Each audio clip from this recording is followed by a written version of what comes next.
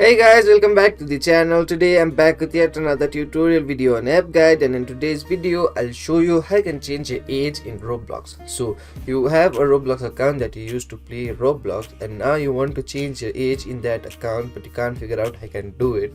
Watch this video till the end. I'll show you some simple steps in order to change the age in Roblox account in very easy way.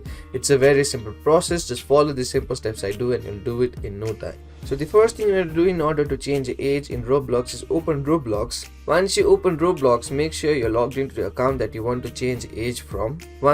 If not, go ahead and log into the account. Once you're logged into the account, you'll land an interface like this. Now from here, in order to change the date of birth, what you need to do is simply tap on the gear icon on the top right corner.